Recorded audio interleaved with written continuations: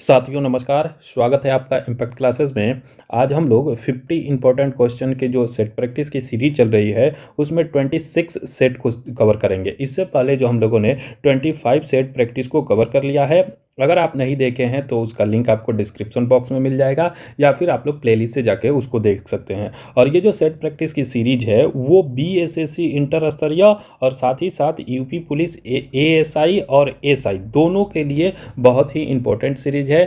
इसको पूरा देखिए और आपके कितने मार्क्स सही हो रहे हैं, कितने नंबर आपके सही हो रहे हैं, कमेंट करके बताइए। तो चलिए देखते हैं आज का पहला क्वेश्चन जो दिया है, नवजात शिशु की 3 माह तक की आयु के अध्ययन को क्या कहा जाता है। तो नवजात शिशु जो 3 माह के होते हैं उनके अध्ययन को जो कहा जाता है वो नियोनेटोलॉजी कहा जाता है। ऑप्शन डी इसका करेक्ट आंसर हो जाएगा। नेक्स्ट क्वेश्चन है दूसरा, एक विशेष कार्य करने वाले समान कोशिकाओं के समूह को क्या कहा जाता है। तो विशेष कार्य करने के लिए जो समान कोशिकाओं की समूह होती है उसे ऊतक या टिश्यूज कहा जाता है। तो ऑप्शन ए इसका बिल्कुल करेक्ट आंसर हो जाएगा। नेक्स्ट क्वेश्चन देखते हैं फ्रेंड्स। अगला जो क्वेश्चन दिया गया है, तीसरा क्वेश्चन है, निम्न में से कौन सा जीव एक कोशिकीय नहीं है। तो इसमें जो है अमीबा, क्लैडिमिडोनस और कवक, ये जो जीव है वो एक कोशिकीय है, लेकिन जीवाणु जो है यह एक कोशिकीय जीव नहीं है। तो option C is the right answer. अगला क्वेश्चन देखते हैं फ्रेंड्स। नेक्स्ट जो क्वेश्चन दिया गया है, चौथा क्वेश्चन है, रक्त के AB वर्ग वाला व्यक्ति ऐसे व्यक्ति को रक्तदान कर सकता है जिसमें रक्त वर्ग हो। तो AB रक्तदान वाला जो होता है वो यूनिवर्सल एक्सेप्टर होता है, यूनिवर्सल एक्सेप्टर होता है, डोनर नहीं होता है। तो ये जो किसी से ब्लड ले सकता है, लेकिन देने की बात अगर करें, रक्तदान की अगर बात करें, तो यह केवल और केवल AB रक्त समूह वाले को रक्त दे सकता है। तो इसका करेक्ट आंसर जो हो जाएगा ऑप्शन सी हो जाएगा। नेक्स्ट क्वेश्चन है पांचवा, एमिनो एसिड की आवश्यकता किसके संश्लेषण के लिए होती है। तो एमिनो एसिड जो है वो प्रोटीन के संश्लेषण में सहायक होता है, तो इसलिए इसका करेक्ट आंसर ऑप्शन बी हो जाएगा। नेक्स्ट क्वेश्चन है छठा, मानव शरीर में संक्रमण को रोकने में मदद करने वाला विटामिन कौन सा है। तो मानव शरीर में संक्रमण को रोकने के लिए विटामिन ए मदद करता है, तो ऑप्शन ए इसका करेक्ट आंसर हो जाएगा। विटामिन ए की हम लोग बात करें तो इसकी कमी के कारण रतौंधी नामक रोग होता है, और साथ ही साथ इसका रासायनिक नाम ध्यान रखिएगा कि रेटिनॉल होता है, तो इसको भी आप लोग ध्यान में रखिएगा। नेक्स्ट क्वेश्चन है सातवां, निम्न में से विशालतम स्थलचर वन्य प्राणी कौन सा है। तो स्थलचर वन्य प्राणी के बारे में हम लोग बात करें तो यह अफ्रीकन हाथी है, ऑप्शन बी इसका करेक्ट आंसर हो जाएगा। नेक्स्ट क्वेश्चन है आठवां, निम्न में से कौन सा जोड़ा सही है। तो आइए इसको देखते हैं। सबसे पहले इसमें जो दिया गया है, प्राथमिक उपभोक्ता तेंदुआ, ये गलत है। द्वितीय उपभोक्ता घास, ये भी गलत है। अपघटक बैक्टीरिया दिया गया, तो यह बिल्कुल सही है। बैक्टीरिया जो होता है वो अपघटक होता है, इसलिए इसका करेक्ट आंसर ऑप्शन सी हो जाएगा। नेक्स्ट क्वेश्चन है नौवां, पुष्प में नर लैंगिक अंग कौन सा होता है। तो पुष्प में नर लैंगिक, हमने पिछले वीडियो में भी मैंने बताया था कि पुंकेसर जो होता है वो पुष्प का नर लैंगिक अंग होता है, तो ऑप्शन बी इसका करेक्ट आंसर हो जाएगा। अगला क्वेश्चन देखते हैं फ्रेंड्स। नेक्स्ट जो क्वेश्चन दिया गया है 10वां क्वेश्चन है, निम्न में से तत्वों के कौन से समुच्चय की संयोजकता एक समान है। तो इस संयोजकता के बारे में पूछा गया है कि कौन से तत्वों की संयोजकता जो है एक समान है। तो इसमें जो है Mg, Ca और Ba, ऑप्शन डी जो है इसका बिल्कुल करेक्ट आंसर हो जाएगा। नेक्स्ट क्वेश्चन है 9वां, कांच के निर्माण में निम्नलिखित में से किसका प्रयोग कच्चे माल के रूप में नहीं किया जाता है। कच्चे माल के रूप में नहीं पूछ रहा है कि नहीं किया जाता है। तो सोडा का प्रयोग किया जाता है, बोरेक्स या सुहागा इसका भी प्रयोग होता है, जिप्सम का भी प्रयोग होता है, लेकिन एल्यूमिना का प्रयोग नहीं होता है। तो ऑप्शन बी इसका बिल्कुल करेक्ट आंसर हो जाएगा। नेक्स्ट प्रश्न है 12 नंबर, जल के उपचार में फिटकरी का प्रयोग किस प्रक्रिया में मदद के लिए किया जाता है। तो फिटकरी का उपयोग जो है वो स्कंदन के लिए किया जाता है, ऑप्शन बी इसका करेक्ट आंसर हो जाएगा। नेक्स्ट प्रश्न है 13, द्रव चालित मशीनें किस सिद्धांत पर कार्य करती है। तो द्रव चालित मशीनें जो है वो पास्कल के सिद्धांत पर कार्य करती है, ऑप्शन सी इसका करेक्ट आंसर हो जाएगा। अगला प्रश्न देखते हैं फ्रेंड्स। नेक्स्ट जो क्वेश्चन दिया गया है 14 नंबर क्वेश्चन है कि एक कण समय के बराबर अवधि एक वृत्ताकार पथ के गिर्द बराबर दूरी तय करता है, उसका एक समान जो है, तो इसका जो एक समान रहता है वो चाल रहता है, चाल नहीं बदलता है, तो ऑप्शन बी इसका करेक्ट आंसर हो जाएगा। नेक्स्ट क्वेश्चन दिया गया है, अगला क्वेश्चन देखते हैं। 15 नंबर क्वेश्चन है, निम्नलिखित सूक्ष्म जीवों पर विचार करें। सबसे पहले वायरस दिया गया है, जीवाणु दिया गया है और कवक दिया गया है। उपरोक्त में से कौन सा जैविक नाइट्रोजन स्थिरीकरण के लिए जिम्मेदार है? तो नाइट्रोजन स्थिरीकरण की हम लोग बात करें तो इसके लिए जो है जिम्मेदार होता है वो जीवाणु और कवक होता है। तो ऑप्शन बी इसका बिल्कुल करेक्ट आंसर हो जाएगा। नेक्स्ट क्वेश्चन देखते हैं फ्रेंड्स। अगला जो क्वेश्चन दिया गया है 16 नंबर क्वेश्चन है कि ऊष्मीय मान कैलोरीफिक वैल्यू को किस मात्रक द्वारा प्रदर्शित किया जाता है? तो ऊष्मीय मान जो है उसे केजे प्रति केजी के रूप में प्रदर्शित किया जाता है। ऑप्शन बी इसका करेक्ट आंसर हो जाएगा। नेक्स्ट क्वेश्चन है 17, निम्न में से कौन सा सदा उस वस्तु की छोटी छवि बनाएगा जो उसके समान रखी जाएगी? तो छोटी छवि के बारे में पूछ रहा है। तो किसी भी वस्तु को अगर उत्तल दर्पण के पास रखा जाएगा तो उसकी सदा छोटी छवि बनाता है। तो ऑप्शन बी इसका करेक्ट आंसर हो जाएगा। नेक्स्ट प्रश्न देखते हैं फ्रेंड्स। अगला जो क्वेश्चन दिया गया है 18 नंबर क्वेश्चन है कि सर सीवी रमन को उनके किस प्रयोग के लिए नोबेल पुरस्कार दिया गया था? तो सीवी रमन को जो है वो प्रकाश का प्रकीर्णन के लिए नोबेल पुरस्कार दिया गया था। इनको कब नोबेल पुरस्कार से सम्मानित किया गया था? आप लोग कमेंट करके बताइए कि सीवी रमन को कब जो है वो नोबेल पुरस्कार दिया गया था। अगला प्रश्न है 19 नंबर की धन परिचालन की मात्रा में वृद्धि के कारण बढ़ते मूल्य की अवस्था क्या कहलाती है? तो धन परिचालन में अगर मात्रा रुपए की मात्रा में अगर वृद्धि होगी तो मूल्य की अवस्था जो होती है वो मुद्रास्फीति कहलाती है। ऑप्शन ए इसका करेक्ट आंसर हो जाएगा। नेक्स्ट क्वेश्चन देखते हैं फ्रेंड्स। अगला क्वेश्चन दिया गया है 20, गोल्डन हैंडशेक निम्न में से किससे संबंधित है? तो गोल्डन हैंडशेक जो है वो कर्मचारियों की स्वैच्छिक सेवानिवृत्ति से संबंधित है। इसे जो है वीआरएस कहा जाता है। वीआरएस रिटायरमेंट होता है जिसे गोल्डन हैंडशेक से संबंधित है। तो ऑप्शन सी इसका करेक्ट आंसर हो जाएगा। नेक्स्ट क्वेश्चन है 21, किस सरकारी एजेंसी ने राज्य सांख्यिकी की एक पुस्तिका विकसित की है? तो यह जो है वो नीति आयोग ने विकसित किया है। ऑप्शन सी इसका राइट आंसर हो जाएगा। नेक्स्ट प्रश्न है 22, वाणिज्य के किस पहलू से बुल एंड बियर संबंधित है? तो बुल एंड बियर जो है वो स्टॉक बाजार से संबंधित है। ऑप्शन सी इसका करेक्ट आंसर हो जाएगा।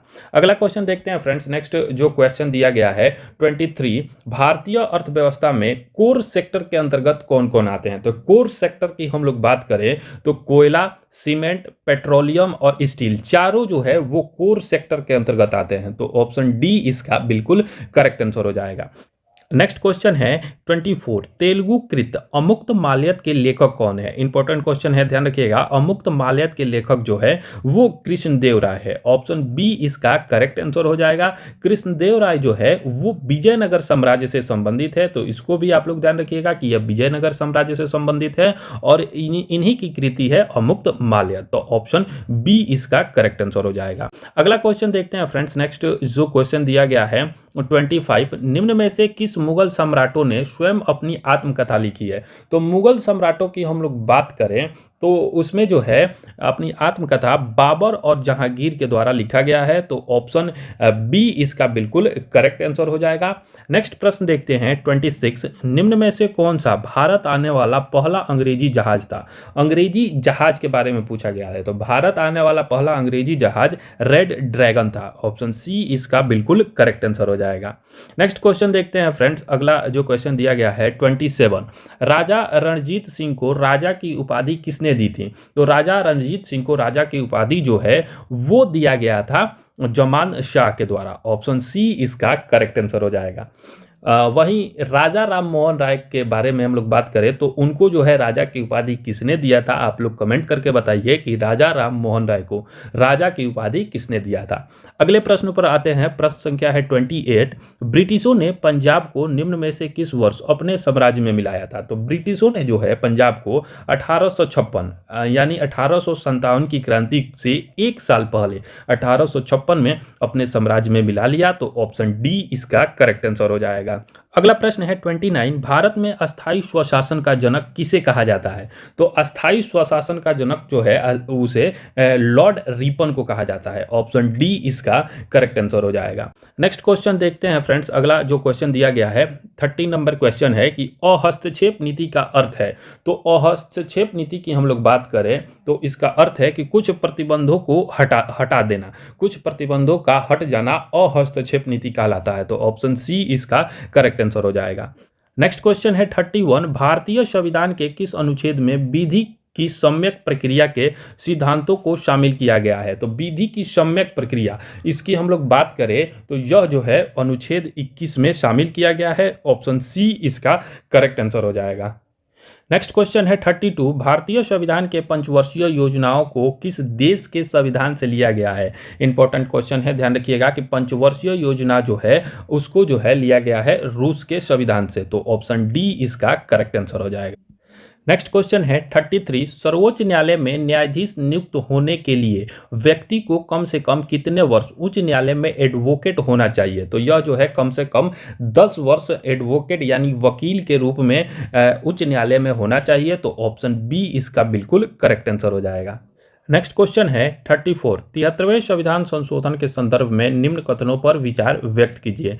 कथन 1 दिया गया है कि इनमें 50% सीटों पर महिलाओं के आरक्षण का प्रावधान है। तो यह कथन जो है वो बिल्कुल गलत है। दूसरा कथन दिया गया है कि यदि पंचायत भंग होती है तो 6 माह की अवधि के अंदर चुनाव कराया जाना चाहिए। तो यह बिल्कुल सही है, 73वें संविधान संशोधन में इसका वर्णन किया गया है। तीसरा कह रहा है कि 73वें संविधान संशोधन संविधान के 12वें अनुसूची से संबंधित है। तो यह भी बिल्कुल गलत है। चौथा कह रहा है कि यह त्रिस्तरीय मॉडल की व्यवस्था करता है। तो यह बिल्कुल सही है। ऑप्शन 2 और ऑप्शन 4, ये 2 और 4 कथन जो है वो बिल्कुल सही है। तो इसलिए इसका करेक्ट आंसर ऑप्शन बी हो जाएगा।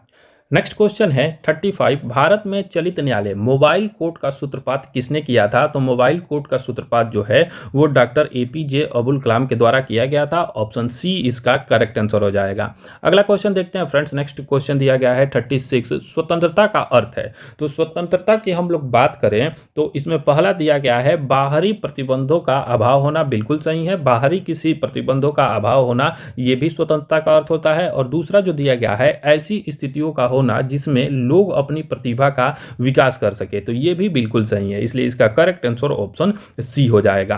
नेक्स्ट क्वेश्चन देखते हैं फ्रेंड्स। अगला जो क्वेश्चन दिया गया है 37, लोकसभा चुनाव का कोई प्रत्याशी अपनी जमानत खो देगा यदि उसे प्राप्त ना हो। तो कुल मतों का जो है, कुल वैध मतों का 1/6% किसी प्रत्याशी को नहीं प्राप्त होता है तो वो अपनी जमानत खो देता है। इंपॉर्टेंट क्वेश्चन है, बहुत सारे एग्जामों में पूछा जा चुका है। तो इसको ध्यान में रखिएगा कि अगर किसी प्रत्याशी को वैध मतों का 1/6% नहीं मिलता है, 1/6 मत नहीं मिलता है तो वो अपनी जमानत खो देता है। तो ऑप्शन डी जो है इसका बिल्कुल करेक्ट आंसर हो जाएगा।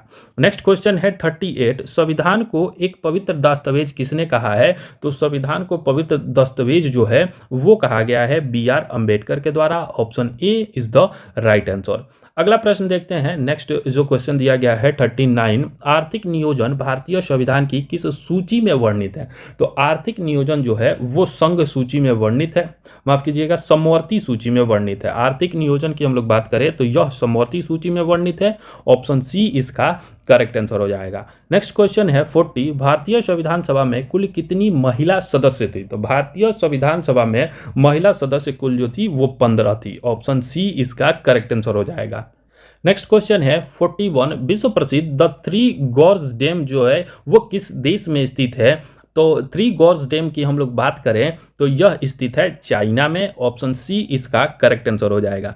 नेक्स्ट क्वेश्चन है 42, निम्नलिखित में से कौन सी झील एक लैगून झील नहीं है? तो लैगून झील की हम लोग बात करें तो इसमें जो है अष्टमुडी झील लैगून झील है, चिल्का झील और पुलिकट झील भी लैगून झील है, लेकिन पेरियार झील जो है यह लैगून झील नहीं है। ऑप्शन सी इसका करेक्ट आंसर हो जाएगा। अगला क्वेश्चन देखते हैं फ्रेंड्स। नेक्स्ट जो क्वेश्चन दिया गया है 43, शिवालिक श्रेणियों की ऊंचाई कितनी है? तो शिवालिक श्रेणी की हम लोग बात करें यह नवीन हिमालय का भाग है और इसकी ऊंचाई जो है वो 850 मीटर से 1200 मीटर के मध्य है। तो ऑप्शन ए इसका करेक्ट आंसर हो जाएगा। नेक्स्ट क्वेश्चन है 44, निम्नलिखित में से कौन सी जनजाति दीपावली को शोक के रूप में मनाती है? तो दीपावली को शोक के रूप में मनाने वाली जनजाति थारू जनजाति है। ऑप्शन सी इसका बिल्कुल करेक्ट आंसर हो जाएगा। नेक्स्ट क्वेश्चन देखते हैं फ्रेंड्स। अगला क्वेश्चन जो दिया गया है 45 नंबर क्वेश्चन है कि जापानी पर्वतरोही जुंको तबई ने किस वर्ष पहली बार माउंट एवरेस्ट पर चढ़ाई की थी? तो जुंको ताबोई ने जो है पहली बार माउंट एवरेस्ट पर 1975 में चढ़ाई की थी। ऑप्शन सी इसका करेक्ट आंसर हो जाएगा। नेक्स्ट क्वेश्चन जो दिया गया है 46, अरावली एवं विंध्य श्रृंखलाओं के मध्य कौन सा पठार स्थित है? इंपॉर्टेंट क्वेश्चन है, ध्यान में रखिएगा कि अरावली और विंध्य श्रृंखलाओं के बीच जो है वो मालवा का पठार स्थित है। ऑप्शन ए इसका करेक्ट आंसर हो जाएगा। अगला प्रश्न देखते हैं। नेक्स्ट क्वेश्चन जो दिया गया है 47 नंबर क्वेश्चन है, निम्न में से किस तट से भारत का औसतन समुद्र तल मापा जाता है? तो यह जो है चेन्नई के तट से मापा जाता है। ऑप्शन बी इसका सही जवाब हो जाएगा। अगले प्रश्न की तरफ बढ़ते हैं। प्रश्न संख्या है 48, निम्न में से कौन सा राज्य 7 बहने राज्यों का भाग नहीं है? तो 7 सिस्टर स्टेट के बारे में पूछ रहा है। तो पूर्वोत्तर के 7 राज्य जो हैं वो 7 सिस्टर स्टेट के रूप में 7 बहने राज्यों के रूप में जाने जाते हैं, जिसमें शामिल नहीं है सिक्किम। सिक्किम इसमें शामिल नहीं है, इसलिए इसका करेक्ट आंसर ऑप्शन बी हो जाएगा। नेक्स्ट क्वेश्चन देखते हैं फ्रेंड्स। अगला जो क्वेश्चन दिया गया है 49, भारत की निम्न में से कौन सी पर्वत श्रेणी केवल एक ही राज्य में फैली हुई है? तो एक राज्य में फैली हुई भारत की पर्वत श्रेणी अजंता है। ऑप्शन डी इसका करेक्ट आंसर हो जाएगा। अगला क्वेश्चन है 50, निम्नलिखित में से कौन सा सही नहीं है? गलत पूछा गया है। तो ऑस्कर अवार्ड की हम लोग बात करें तो इसकी शुरुआत 1929 में हुआ था, बिल्कुल सही है। कलिंग पुरस्कार की हम लोग बात करें तो इसकी शुरुआत 1951 में नहीं हुआ था, तो यह गलत है। इसकी जो शुरुआत है कलिंग पुरस्कार की वो 1952 में किया गया था। मान बुकर पुरस्कार की बात करें तो 1969 में, बिल्कुल सही है। दादा साहेब फाल्के पुरस्कार जो है 1969 में, ये भी बिल्कुल सही है। इसलिए इसका करेक्ट आंसर ऑप्शन बी हो जाएगा। तो यहाँ हमारे जो 50 इंपॉर्टेंट क्वेश्चन थे वो समाप्त हुए हैं। ये सेट आपको कैसा लगा आप लोग कमेंट करके बताइए। चैनल को सब्सक्राइब नहीं किए हैं तो इसको जरूर सब्सक्राइब करिए और साथ ही साथ इसको अधिक से अधिक शेयर करिए। चलिए, धन्यवाद, thank you, thanks for watching. मिलते हैं नेक्स्ट वीडियो में नेक्स्ट सेट के साथ। तब तक के लिए धन्यवाद, थैंक यू।